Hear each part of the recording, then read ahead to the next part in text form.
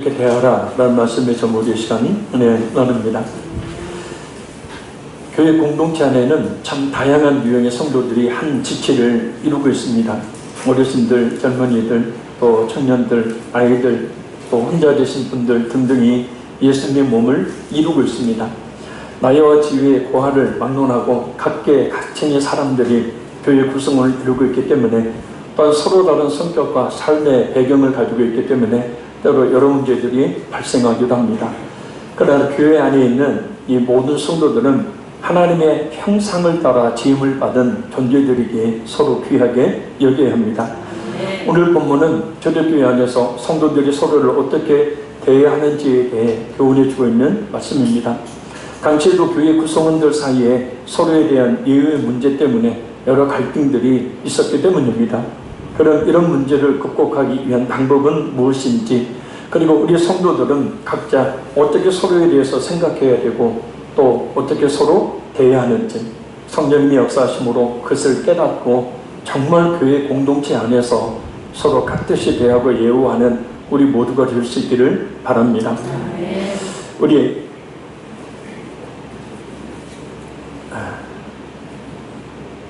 먼저 순서에 따라서 하겠습니다.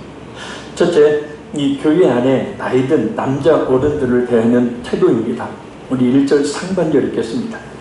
늙은이를 꾸짖지 말고 권하되 아버지에게 하듯 하며 아멘. 이 말씀은 교회 안에 나이 드신 분들이 잘못을 했을 때 그 범죄를 묵과하라는 것이 아니라 나이가 많은 연장자임을 고려해서 그에 합당한 예우를 갖춰 온유한 태도로 권면하라라는 뜻입니다. 권하다라는 말은 권면하다, 훈계하다, 위로하다라는 뜻입니다. 그러니까 어떤 깨우침을 위해서 곁으로, 옆으로 따로 불러서 이야기하는 것을 말합니다. 나이가 많아지면 욕심이 많아지고 자기 고집이 세지고 또한 마음이 어린아이와 같아서 아이들 말로 쉽게 삐지고 사리 분별력이 떨어져서 말을 함부로 하는 경우들이 있다고 합니다. 물론 다 그런 것은 아니지만 말입니다. 그럴 때 잘못에 대해서 권면할지라도 사람들이 많은 곳에서 하지 말고 또한 면박을 주거나 상대방에게 모욕적인 질책을 하지 말라라는 뜻입니다. 교회 안에 계신 어르신들을 대하는 가장 좋은 방법은 뭔가? 바로 아버지에게 하듯 하라. 할렐루야. 그러니까 교회 내에 있는 어르신들은 모두 우리 성도들의 아버지다라는 거예요. 아멘. 남이 아니라. 근데 아버지 보고 모른 체 하는 사람들이. 그래 설사 잘못을 했다 하더라도 자신의 아버지를 대하듯 대해야 한다. 나이든 어르신들을 공경하는 것은 인간의 기본적인 윤리이자 또 성경의 윤리이기 때문입니다. 반대로 교회 안에서 나이든 남자 성도들은 교회 안에서 어떤 모습을 보여야 하는가? 디도서 2장 2절에 이렇게 말씀합니다. 늙은 남자로는 절제하며 경건하며 신중하며 믿음과 사랑과 인내함에 온전하게 하고. 아멘. 둘째는 교회 안의 청년들을 대하는 태도입니다. 우리 1절 하반절 읽겠습니다. 젊은이에게는 형제에게 하듯 하고. 아멘. 교회 내에 청년들을 대할 때는 같은 피를 나눈 형제로 대하라는 말씀입니다. 형제에게 하듯 하라라는 말씀은 교육자뿐만 아니라 직분자들이 교회 안의 젊은이들 형제에게 대하듯 우정으로 대하라는 말씀입니다. 할렐루야. 옆에서 아버지가 기도합니다. 하나님 아버지. 또 옆에서 아들이 기도합니다. 하나님 아버지. 아들이 아버지의 기도를 들어보니까 똑같이 아버지라 불러요. 그래서 기도 끝나고 나서 아버지한테 얘기합니다. 형님, 이런 아니 아버지도 하나님 아버지, 나도 하나님 아버지, 그러니까 우리 똑같이 형제잖아요. 우스갯소리인데 이게 맞는 말이에요. 그렇다고 해서 집에 가서 형님 하지 하라는 얘기가 아니고 그렇게 예수 그리스도의 피를 나눈 한 형제라는 거예요. 할렐루야. 그 젊은이들의 눈높이에서 생각하며 말하는 뜻입니다. 나이가 많다고 내려다보는 자세, 무시하는 자세 말고 말입니다. 특히 조심해야 될 것은 젊은이라고 무조건 이것저것 해라 라고 일만 시키는 경우들이 있는데 절대 금해야 합니다. 우리 자신도 그렇지만 주님이 일을 시켜서 없기로 하는 것보다는 자발적으로 해야 하기 때문입니다. 혹시 청년에게 교회에 어떤 일을 해달라고 할 때에는 정중하게 부탁을 해야 합니다. 아멘. 야, 이것 좀 해. 그게 아니라 이것 좀 해줄 수 없을까? 당연히 해야 한다는 뜻이 요구해서는 안 된다는 거예요. 젊은이들 역시 하나님의 귀한 자녀들이기 때문입니다. 그럼 젊은이들은 어떻게 행동해야 할까? 베드로전서 5장 5절 말씀에 겸손으로 허기를 동이고 장로들에게 뭐하라고요? 순종하라 그래요. 그러니까 그 어른들에게 젊은이들은 겸손으로 허리를 동이고 그래요. 이 허리를 동이는 것이 뭐예요? 종이 주인의 발을 씻기기 위해서 옷을 어떻게 물에 젖지 않도록 옷을 띠로 잘 묶는 겁니다. 그러니까 겸손이라는 것이 항상 청년들이 있어야 된다는 거죠. 할렐루야. 그래서 겸손으로 허리를 동이고 겸손으로 허리를 동이고 순종하라라는 순종. 자, 그러면 교회 어른들은 청년들을 대할 때 형제를 대하듯 대하고 청년들은 또 어른들을 대할 때 곧 겸손으로 허리를 동이고 순종으로 대할 때 얼마나 아름다운 교회가 되겠습니까? 실제 교회 안에 나이든 여성도들을 대하는 태도입니다. 우리 2절 상반절 읽겠습니다. 늙은 여자에게는 어머니에게 하듯 하며 아멘. 오늘을 보면 늙은 여자를 어머니와 같이 대하라 그래요.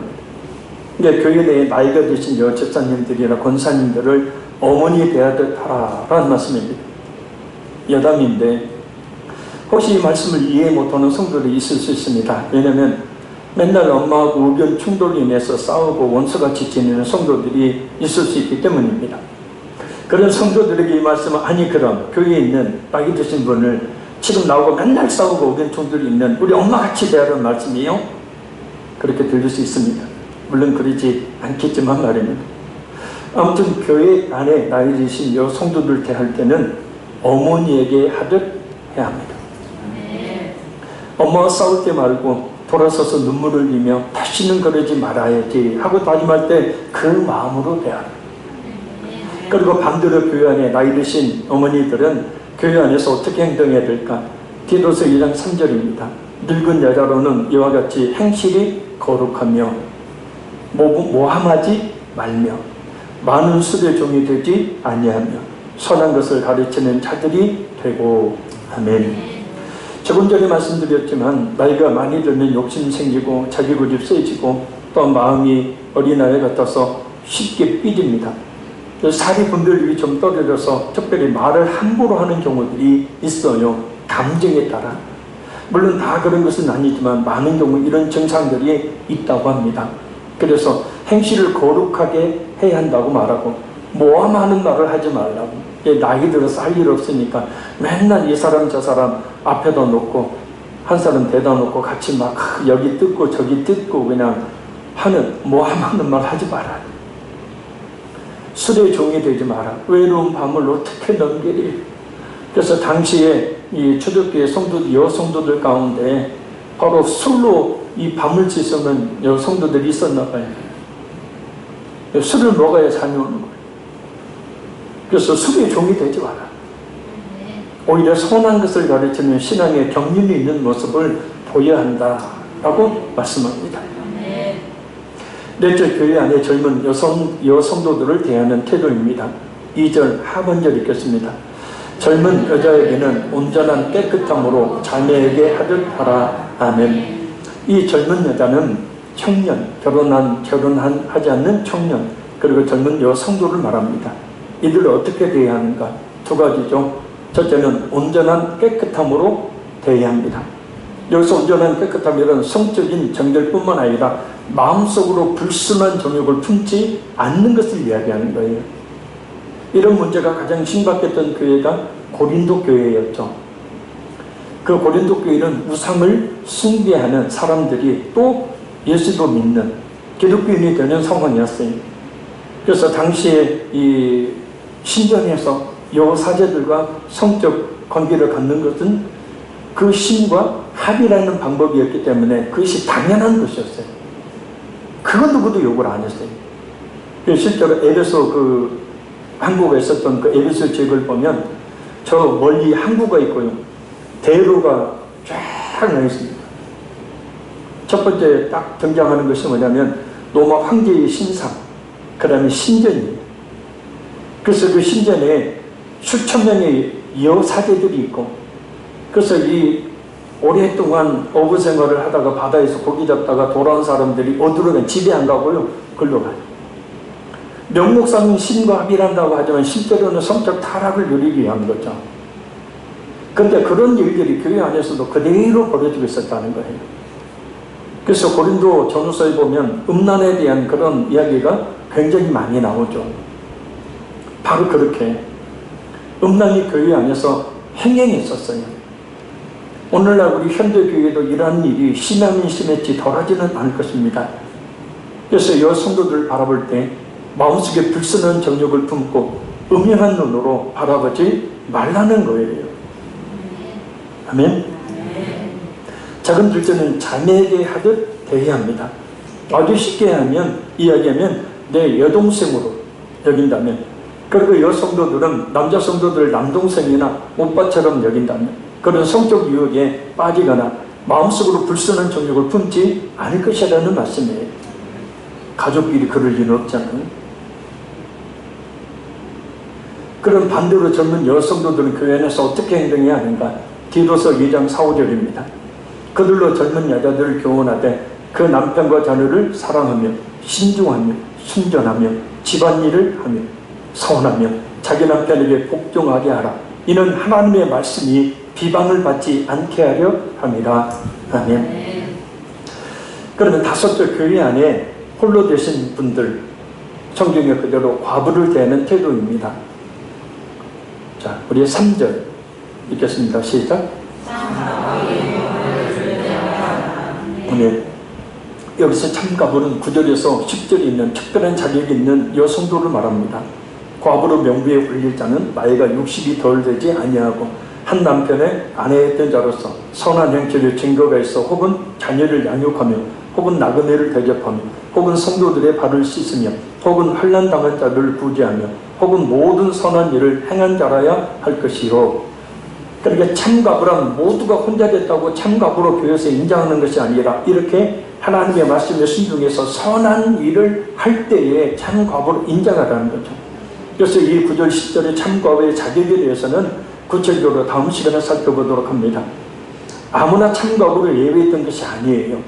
비록 불행하게도 남편을 잃거나 여러 가지 이유로 남편이 없는 상태이지만 혼자 된 자로서 거룩한 행실을 힘쓰는 여성도를 참과부로 인정해서 교회 안에서 성도들 하여금 예우하도록 했어요. 사도행전 6장 1절에서 6절을 보면 이 히브리 과부들과 헬라 과부들이 있죠. 그 히브리 과부들과 헬라 과부들이 뭐 했어요? 돈 팔고 집 팔고 밥 팔고 교회에 들어온 그런 구제 현금들을 나눠주는 역할을 했죠. 구제하는 일을 했어요. 근데 서로 이렇게 이 알력 다툼이 일어나는 거예요. 서로 싸우는 거예요. 그래서 그 문제를 보다 못해서 집사를 임명해서 집사로 하여금, 오늘날 안수 집사죠. 안수 집사님으로 하여금 구제하는 일을 도맡아서, 쉽게 말해 재정을 도맡아서 하도록 하고 그 과부들은 이 구제에서 제외를 시켰죠. 에베소 교회에서도 마찬가지였어요. 교회 내 과부들에 대한 모종의 문제들이 발생을 했습니다. 곧 이런저런 욕을 먹으면서도 교회 구제의 일들을 맡아서 사명을 감당했던 그런 일이었어요. 우리 교회도 그런 분들이 계시죠. 이런저런 얘기를 들으면서도 부엌에서 봉사하고 누가 알아주지 않아도 교회 여러분들이 예배 드리기에 좋은 환경을 만들기 위해서 보이지 않는 곳에서 헌신하는 우리 나이 드신 우리 권사님들이 계셔요. 우리 젊은 분들도 있지만 말입니다. 그래서 그렇게 때로는 욕을 먹고 핀잔을 들으면서도 그 사명을 감당했던 사람들, 따라서 디모데의 개인적인 입장에서 보나 교회 전체로 보나 그런 참 과부들에게 적절한 경의를 표하지 않으면 안 되었어요. 그래서 먼저 참 과부를 존대하라라고 말해요. 이 의미는 예의를 갖추어 존경하라라는 뜻이에요. 할렐루야. 이는 경제적인 원조를 함으로 돌봐라는 뜻입니다. 당시 과부들은 경제적인 여유가 없는 경우들이 많았기 때문입니다. 참으로 의지할 데 없는, 그러나 교회 안에서 정말로 헌신하는, 정말로 도움을 필요로 하는 과부들을 교회가 잘 돌보라는 거예요. 그리고 예의를 지켜 정중히 대우하라는 겁니다. 아멘. 이 말씀 그대로 우리 화평의 교회도 더욱 그랬으면 좋겠고, 무엇보다 깍듯하게 예의를 지키며 정중하게 대우해드리는 아름다운 모습들이 더욱 많아졌으면 좋겠습니다. 더 살펴봅니다. 우리 4절 말씀 읽겠습니다. 만일 어떤 과부에게 자녀나 손자들이 있거든 그들로 먼저 자기 집에서 효를 행하여 부모에게 보답하기를 배우게 하라. 이것이 하나님 앞에 받으실 만한 것이니라. 아멘. 만약에 그 과부에게 자녀나 손자들이 있으면 마땅히 그 부모를 공경하는 것을 가르쳐야 한다는 말씀이에요. 이 배우게 하라라는 말은 그들로 하여금 계속 배우게 하라라는 문법적인 의미가 있어요. 한 번 말하는 것으로 그치지 말고 계속해서 교육하라는 거예요. 부모를 공경하는 것을 보답하기를 배우게 하라. 곧 꾸준히 계속해서 되돌려 주다라는 의미예요. 그러니까 부모로부터 받은 사랑을 계속해서 되돌려주는 그런 효도를 계속해서 가르치라는 거예요. 마음으로부터 부모를 존경하고 무엇보다 물질로 계속해서 공경하는 것을 말합니다. 바울 사도가 이렇게 말하며 교훈하고 있는 것을 보면 당시에도 부모를 나몰라라 하고 물질적으로 섬기지 않는 교인들이 있었던 것 같습니다. 중요한 것은 부모를 물질적으로 섬기는 것은 하나님께서 받으실 만한 향기로운 제사가 된다라는 할렐루야. 예수님은 불의를 그래서 엄격하게 꾸짖으셨죠. 마가복음 7장 10절 23절 말씀입니다. 너희는 이르되 사람이 아버지에게나 어머니에게나 말하기를 내가 드려 유익하게 할 것이 고르반 곧 하나님께 드림이 되었다고 하기만 하면 그만이라고 하고 자기 아버지나 어머니에게 다시 아무것도 하여 드리기를 허락지 아니하며 너희가 전한 전통으로 하나님의 말씀을 폐하며 또 이 같은 일을 많이 행하느니라 하시고 아멘. 그러니까 부모님께 드려야 되는데 이 나쁜 놈이 핑계를 대는 거예요. 뭐요? 고르반입니다. 하나님께 드려서 아이고 어머니께 드릴 게 없네요. 이 나쁜 놈이다. 바로 그것을 예수님이 책망하시는 거예요. 아니 하나님께 드리고 또 부모님께 드려야지. 부모님께 드리고 없으니까 못 드려요.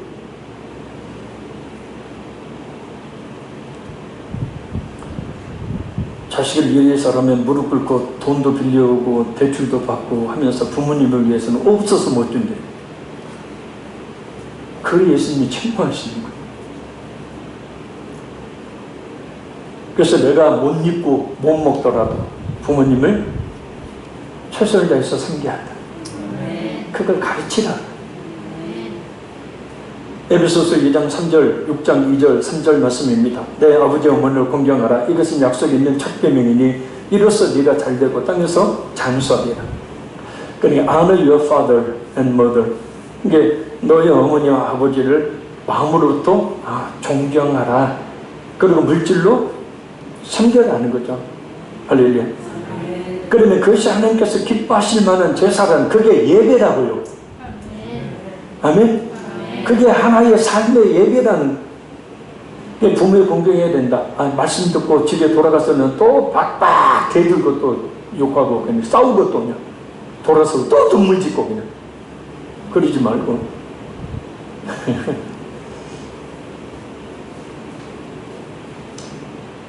자 그것이 바로 삶의 예배다. 그래서 그것에 그렇게 부모를 공경하는 자녀는 하는 모든 일들이 잘 되고 장수하는 복을 받는다. 중요한 것은 교육자가 이것을 계속해서 배우게 하고 가르쳐줘야 한다는 겁니다. 또 혼자는 부모를 돌보는 일은 하나님께서 기뻐하시는 일이고 하나님의 축복이 약속되어 있는 일이에요. 복을 받기 위해서라도 부모님을 잘 섬겨야 되겠죠. 청년들 왜 아멘 안 하냐? 자, 우리 5절 읽겠습니다. 참 과부로서 외로운 자는 하나님께 소망을 두어 주야로 항상 간구와 기도를 하거니와 아멘. 외로운 자, 곧 생계 능력이 없고 남편이나 자녀 혹은 다른 친척들도 없는 과부를 의미하는 말입니다. 이런 과부가 해야 될 일은 하나님께 소망을 두는 거예요. 할렐루야. 이런 분들은 좌절과 절망에 늘 빠지기 쉽죠. 따라서 교회에서 돌봐야 되고, 반대로 자신이 참 과부로 도움을 줄 만한 사람이 아무도 없거들라 하나님께 소망을 두라라는 겁니다. 곧 자신의 그런 처지를 낮과 밤으로 기도와 간구로 하나님께 아뢰라는 거예요. 어떻게 보면 그런 처지에 있는 것은 누구보다도 하나님께 소망을 두라는, 그리고 하나님께 소망을 두고 기도하다는 하나님의 뜻이라는 거예요. 그렇게 하면 그런 사정을 잘 알고 계시는 하나님께서 위로해 주시고 필요한 것들을 공급해 주시죠. 그래서 교회 모든 성도들은 정말 의지할 만한 사람 하나 없는 그런 분들을 잘 살펴서 필요한 것들을 공급해 드리고, 또 무엇보다 예의를 지켜 정중히 대해야 한다는 거예요. 세상적으로 지위가 높고 돈 많고 권력이 있으면 밖에서 기다리다가 어서 오세요, 야고수 말씀이죠. 어이구 어서 오세요, 앞자리에 탁 앉혀. 가난하고 허름한 옷을 입은 가난한 사람이 오면은 거들떠보지도 않는 교회 모습이 초대교회 모습이었죠. 그러지 말아라는 거예요. 자, 우리 6절 읽겠습니다. 향락을 좋아하는 자는 살았으나 죽었느니라. 아멘. 6절과 참 과부와 반대되는 과부예요. 바로 재산이 좀 있었는지 향락을 좋아하기 때문입니다. 이 향락은 방탕하고 사치스러운 생활을 의미하는 말이에요. 이제 혼자라고 이제는 이 솔로가 되었으니까 외간 남자와 부정한 행위를 즐기는 그런 과부, 또 물질이 있으니까 사치스러운 생활을 하는 과부를 말합니다. 5절의 과부들처럼 하나님께 소망을 두는 것이 아니라 오직 세상에 일락에 소망을 두고 사는 과부. 그러나 이렇게 사는 과부는 살았으나 죽었느니라. 곧 위기 없는 존재라는 거예요. 하나님과 상관없는 자라는 뜻이에요. 이게 무서운 말입니다. 그러니까 정말 인생을 헛되게 사는 사람이라는 거예요. 구원받지 못한 과부라는 뜻이에요.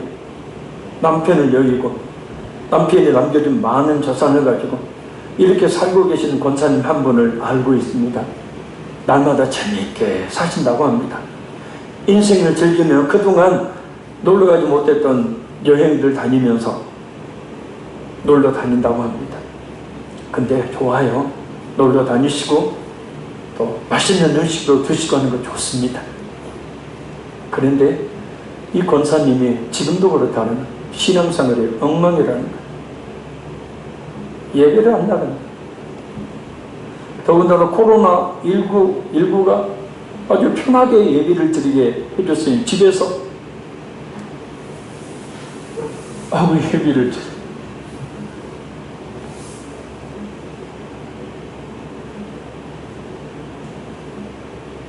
그마저 이제 잘 들리지 않겠지.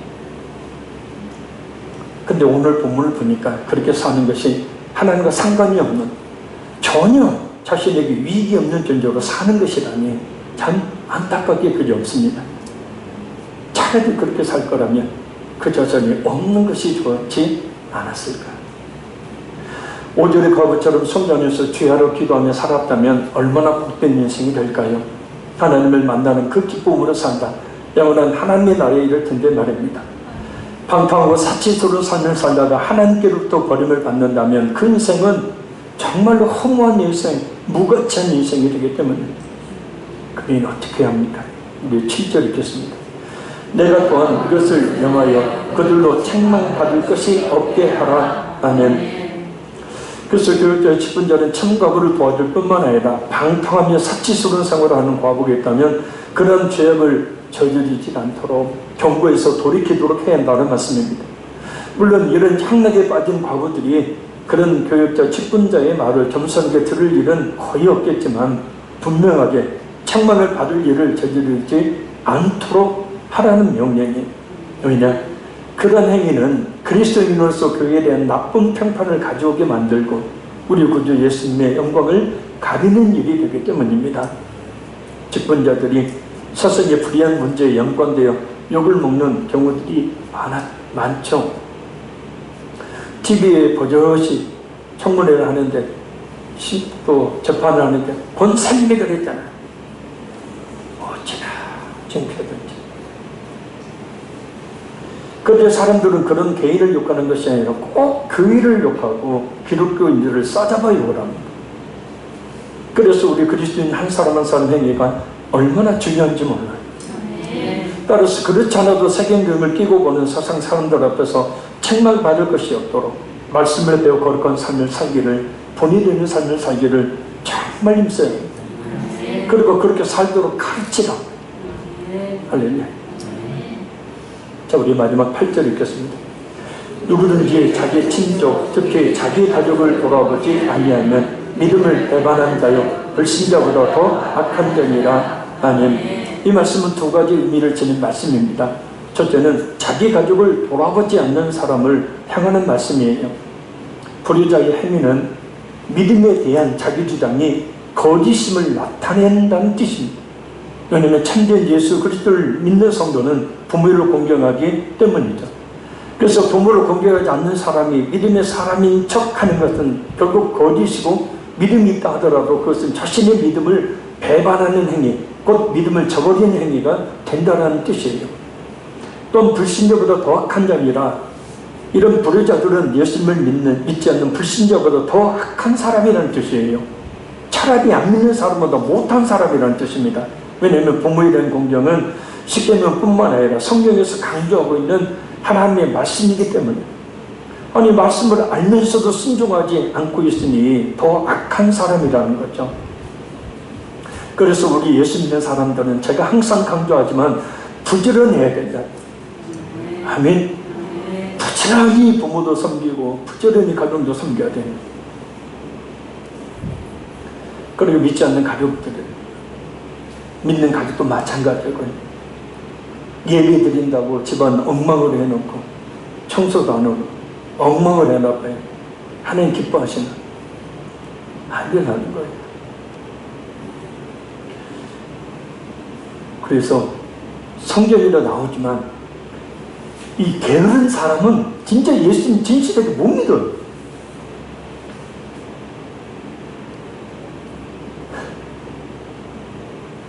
정말 부지런해야 돼요. 그러니까 예수님께, 하나님께 크게 쓰임받는 종들의 특징이 뭔지 아십니까? 한 성질을 하는 사람들. 무슨 얘기냐, 나쁜 성과를 부린다는 얘기가 아니고 한번 해야겠다 싶은 것은 끝까지 어떻게 밀고 나가는 사람이에요. 그러니까 부모를 공경하라, 가족들을 돌봐라 라는 이 말씀을 들었으면 한 성질을 하는 거예요, 거기에다. 그래서 끝까지 가족들을 돌보고 부모에게 효도하는 거예요. 이런 사람들이 성공하지 않겠습니까? 하는 모든 일이 잘되고 장수하리라. 둘째는 자기 가족들에게 복음을 증거하지 않는 사람을 향한 말씀입니다. 예수님을 믿는 성도에게 있어서 가족을 돌본다는 것의 영적 의미는 바로 아직도 예수님을 믿지 않는 가족들이 영원한 멸망을 당하지 않도록 하는 거예요. 부모님의 자녀들이, 형제들이 만약 예수님을 믿지 않는다면 그들에게 예수님의 복음을 증거하는 것이 가장 가족들을 잘 돌보는 일이라는 겁니다. 이 돌보라는 말은 관심을 가지고 보살피는 것을 말해요. 믿지 않는 가족들에게 관심을 가져야 합니다. 할렐루야. 믿지 않는 가족들이 영혼을 보살펴야 한다는 거예요. 그래서 복음을 증거해서 예수님을 만날 수 있도록 해야 합니다. 그것이 정말 예수님을 믿는 성도가 가족들을 가장 잘 돌보는 방법이고, 믿지 않는 부모에게 교회에 나가자고 예수님을 믿어야 된다고 말하고 주님께로 데리고 오는 그런 자녀가 가장 큰 효도를 하는 자녀예요. 할렐루야. 야야, 아이고 교회는 뭐라고 가냐, 그냥 착하게 살면 되지. 아이고 어머니 교회 가셔야 합니다. 가서 예수님을 믿어야 합니다. 그래서 영원한 생명을 얻어야 됩니다. 천국에 가야 되죠. 아이고 힘들다. 이 물파기 아프고 허리가 아파서 내가 30분 이상을 못 앉아있잖냐. 어머니, 제가 허리 복대 사줄 테니까 교회 갑시다. 예수님 믿읍시다. 할렐루야. 아이고 그래 어머니 평생 얼마나 힘들게 살았으면 허리 다리 아파서 앉아있지도 못하고 아이고 어머니 나중에 때가 있겠죠. 그냥 교회 나오지 마세요. 집에서 쉬세요. 이 불효자식이라는 게 믿음을 배반한 자라는 거예요. 이게 우리가 잘 아는 누가복음 16장을 보면 많은 재산을 가지고 오직 세상에 일락에 빠져 살다가 지옥에 던져진 부자가 나오죠. 그 부자는 지옥에 던져지고 나서야 세상에 있는 자신의 다섯 명의 형제가 생각이 납니다. 그래서 믿음의 조상인 믿음을 상징하는 아브라함에게 청해서 죽은 거지 나사로를 다시 살려보내서 자신처럼 이 끔찍한 지옥에 오지 않도록 해달라고 간청을 합니다. 하물며 지옥에 던져진 이 불신자도 자신의 5 형제들을 구원해달라고 간곡히 요청을 했는데 예수를 믿는다고 하는 우리가 말입니다. 가족들이 영혼권을 외면한다면 과연 우리의 믿음이 정상적인 것인지, 그리고 그것은 차라리 천국과 지옥에 있음을 알지 못하고 있는 불신자보다도 더 악한 사람이 된다는 거예요. 이 시간 저와 여러분이 같이 정말 뼈저리게 다시 한번 느끼고 아주 주님 앞에 나오지 않는 우리 가족들 그 영혼을 살피는 일, 그 영혼들을 위해서 먼저 기도하는 사명을 감당해야 될 줄로 믿습니다. 살피는 거예요. 계속해서 살피는 거예요. 그래서 어떻게 하면 주님 앞에 나올 수 있게 할까? 그래서 주님 앞에 나오게 해서 그 영혼을 구원하는 게 이게 바로 믿음을 배반하지 않는 것이에요. 우리 주님이 원하시는 거예요. 우리의 사명이라는 겁니다. 영혼은 천국이 있다고 믿는다면서 아멘 하면서 예수 믿으면 천국 간다고 알고 있다면서, 그런데도 가족들이 지옥의 길로 가고 있는 것을 뻔히 알면서도 방관하고 있는 것이기 때문에 지옥에 가도록 그냥 내버려 두는 것이기 때문에 이게 바로 믿음을 배반한 자다. 간절한 기도가 필요합니다. 늘 가족들이 영혼 구원을 위해서 간절히 기도하는 진정한 그리스도인이 되어야 합니다. 그리고 만날 때마다 교회에 나가야 된다고, 예수님을 믿어야 한다고 꼭 말해줘야 합니다. 결과는 하나님께 맡기고 말입니다. 말씀을 맺습니다. 교회 공동체 안에는 다양한 모습을 가진 지체들이 존재하죠. 나이가 많고 또 적으며, 세상의 지위가 높고 또 낮으며, 그리고 가난하거나 부자이며, 많이 배우고 그렇지 못한 사람들이, 또 홀로 된 사람과 가족들이 있는 사람들이 모이는 곳이 바로 교회예요. 그런 모습으로 예수님의 몸을 이루고 있으니 우리 모든 성도들은 서로 존중하며 서로 깍듯하게 대해야 합니다. 그 방법을 바울사도는 일관되게 오직 하나, 자신의 가족처럼 대하면 된다라고 이야기해요. 우리는 주 안에서 한 권속, 한 곳 가족이기 때문에 그건 당연한 일이다. 우리 옆에 분이 안에서 한번 이렇게 고백해봐요. 당신은 나의 가족입니다.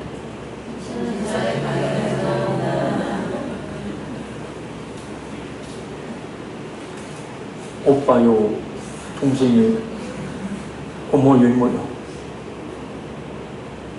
특히 교회 안에 홀로 신앙생활하는 나이 드신 성도들을 아버지처럼 어머니처럼 잘 대해서 하나님 원하시는 귀한 삶을 잘 감당하기를 바라고, 무엇보다 가족을 가장 잘 섬기는 것은 바로 복음을 증거해서 가족들 영원한 멸망을 당하지 않도록 하는 것입니다.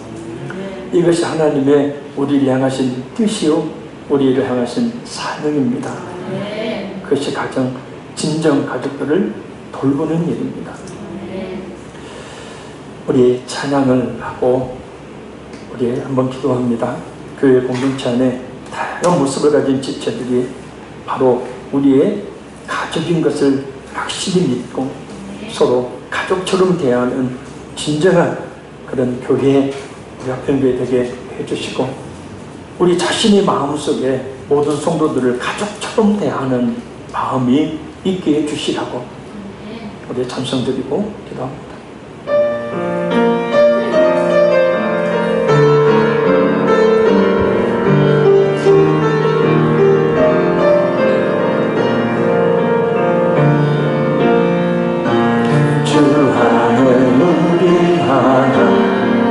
모습은 달라도 예수님 한 분만 말하네. 사랑과 선행으로 서로를 격려해 따스함으로 보름하니 주님 우리 안에 함께하시니 형제자매의 기쁨과 슬픔 느끼네. 내 안에 있는 주님 모습 보네. 그분 기뻐하시네. 주님 우리 통해 계획하신 일 부족한 입술로 찬양하게 하시니 주님 우리 통해 계획하시니 너를 통해 하시니 다시 한번 찬양합니다. 주 안에 우린 모습은 다 옆에 분 한 분 쳐다보고 예수님 한 분만 말하네. 사랑과 선행으로 서로를 격려해 따스함으로 보듬어하니 주님 우리 안에 함께하시니 형제자매의 기쁨과 슬픔 느끼네. 내 안에 있는 주님 모습 보네. 그분 기뻐하시 주님을 통해 주님을 통해 계획하시니 부족한 입술로 찬양하게 하시니 주님을 통해 계획하시니 너를 통해 하시니 우리 주사동 간절히 기도하겠습니다. 주여